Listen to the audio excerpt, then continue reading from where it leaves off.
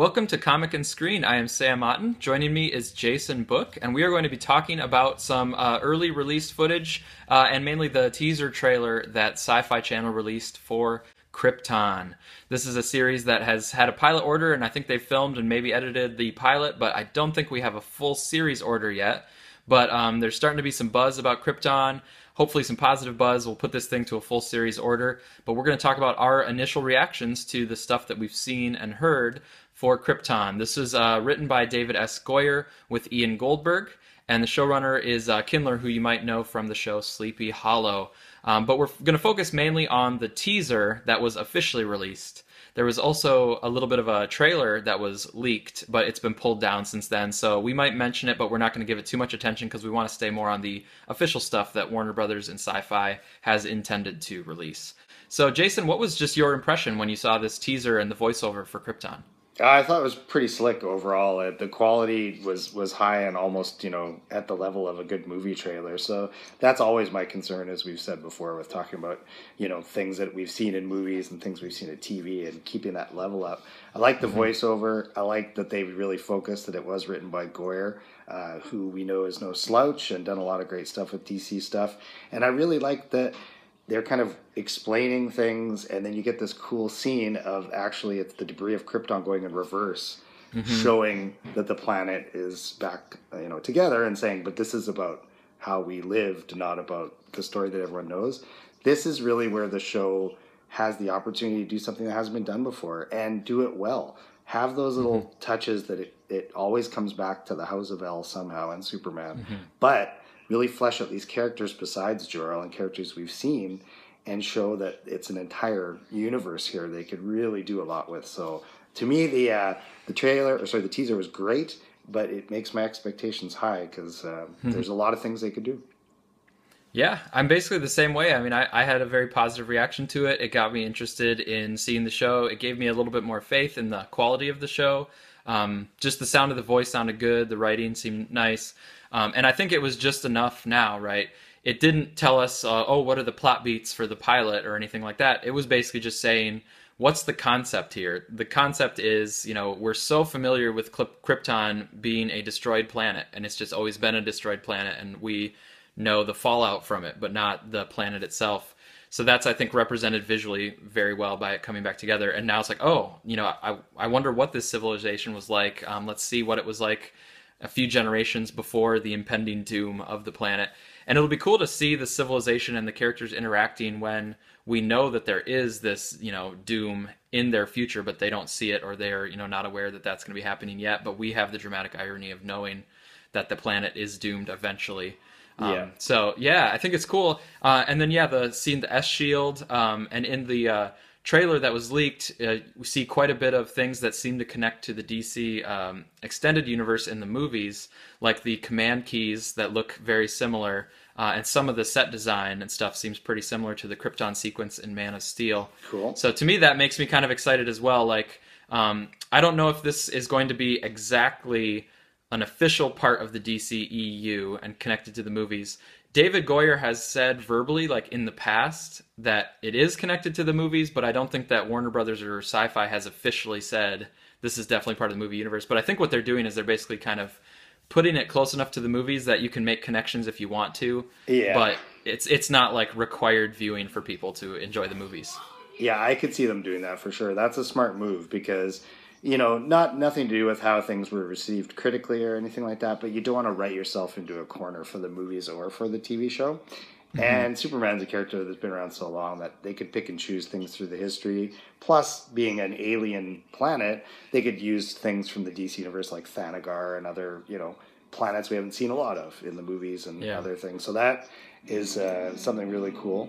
Have you heard anything about the casting or anything like that? I've seen names. There's quite a few names out there, but I'm not really familiar with any of them, so they don't mean a lot to me now. But the quick looks that I got at them in the leaked trailer, which I watched before I realized it was leaked, I only just saw it once.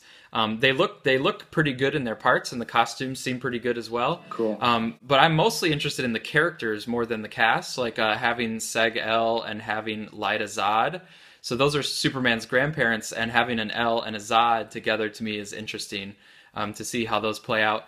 And then I think Seg-El is going to be like the main character, where he has friends, he has like older ancestors that are all kind of advising him or working with him. And I think that the main kind of issue that's being worked through is that the El family has been disgraced and has been lowered down the social ladder. They used to be kind of a prestigious family, Yeah. but at the time of the show, they have actually been like lowered into a lower caste. Yeah. And so Seg-El is like trying to reclaim the honor and distinction of his family. Right.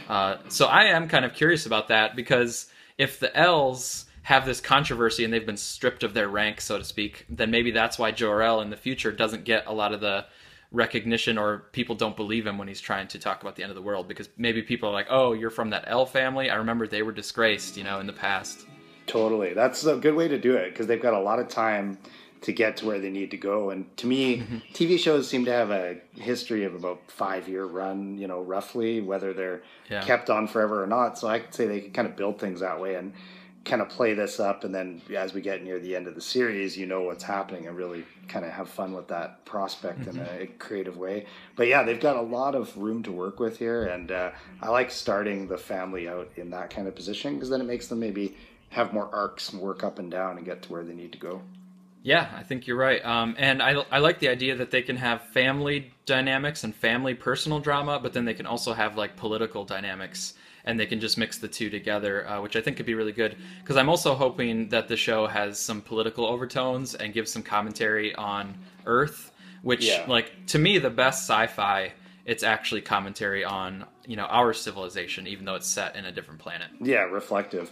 I'm curious to see, too, if they can do something interesting where they deal with either aliens or something come to the planet that have powers and act like it's such a foreign thing to them, and how they deal with people having powers, and then going back to the end of the series and being like, well, our kid will have powers. Because, I mean, it's kind of a gray area, because remember, in the movies, the only reason these characters had powers is because they come to Earth, right? When they're on Krypton, they're just pretty much regular people. So they could really do a lot with that, kind of take a reverse look at the concept of people with powers and how it affects people and things like that. Right, that's true, yeah. And it could be physical powers, but then it could also be like social power. Yeah. Because if they've been knocked down a few rungs, then they're like wanting their social power back. But then they could, you could juxtapose that with physical powers and things. So yeah, I think they've given them, I think it's a good concept, because they've given themselves a lot of stuff to explore story-wise. Yeah. Yeah, I'm looking forward to it. It's got a lot of potential. Being on Syfy, I don't know I'll necessarily get the channel, but I'm sure there'll be some sort of digital option for me to watch it as well. Yeah, I don't have Syfy either, but I'm going to have to find some way to get the show. Yeah. And I think, too, if they get a series order and then if they get a few seasons, I think down the road they will have, like, baby Jor-El or, like, young boy Jor-El. Yeah. I don't think that we'll get Superman, but I think we'll get Jor-El in the show if it's on long enough. Yeah. And then I wonder, too, about the Zods, right? So, like, if with Zod and El being married, and that's Superman's grandparents, that could possibly make Superman and General Zod second cousins. Because I'm guessing, like, I'm guessing like Lyta Zod would be General Zod's aunt or great aunt or something like that. To me, that's not like, if they go that way, that might be a little too involved. But I'd like to see, story-wise, the reason why these characters really don't like each other by the time we get to the era of Superman being born, almost. That would give it a lot more depth, I think, eh? And what if the Zod family is still prestigious, but the El family is the one that's been disgraced? Now you have some tensions, because Lyta Zod loves her husband from the El family, but Lyta's family is more prestigious than the El's. That could be some really good drama there. Yeah, and also then really playing up the reason why people would think that Jor-El's a bit of a crackpot with these theories that he always comes up with. And maybe as the series drew to a close, you have some things that he's predicting that aren't coming true, that give it a little bit more weight to why they would just disbelieve that he says the world's going to end. Yeah. It's a good idea.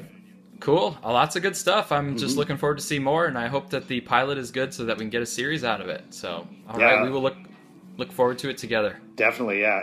Like we said before, Superman sometimes gets short shrift in the movies and things, depending what they're doing. We haven't seen much of him in Justice League, so I like anything that expands the Superman universe, especially on screen.